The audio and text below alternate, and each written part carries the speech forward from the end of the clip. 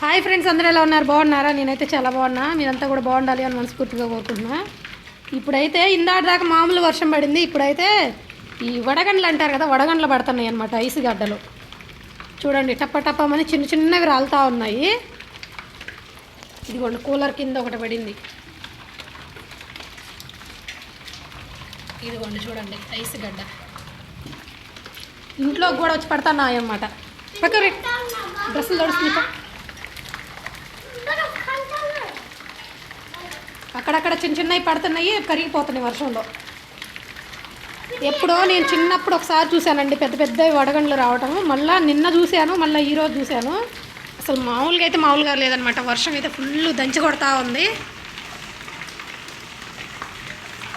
సమ్మర్లో ఏమైనా చాలా హ్యాపీగా ఉంటుంది అనమాట. ఇట్లా వర్షం పడతా ఉంటే పడుతున్నాయి వడగండ్లు పడుతున్నాయి, కానీ స్మాల్ చిన్న చిన్నవి పడుతున్నాయి. నిన్నైతే ఇంకా అసలు ఇంటి ముందు మొత్తం అయితే మల్లెపూలు జల్లినట్టే ఉంది.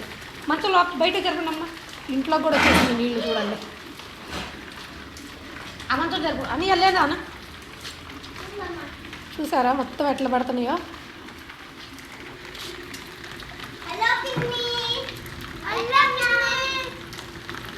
ఫుల్ వర్షాలు అనమాట.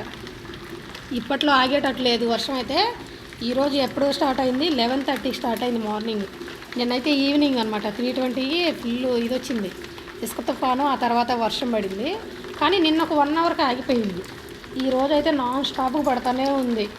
11:30 నుంచి ఇప్పటి వరకు నాన్ స్టాప్ ఇంకా కుమ్ముతూనే ఉంది వర్షం అనమాట. అసలు చూడండి ఎంత బాగా పడుతున్నాయో నీళ్ళన్నీ. అక్కడేమో గోతం పెట్టేసాను.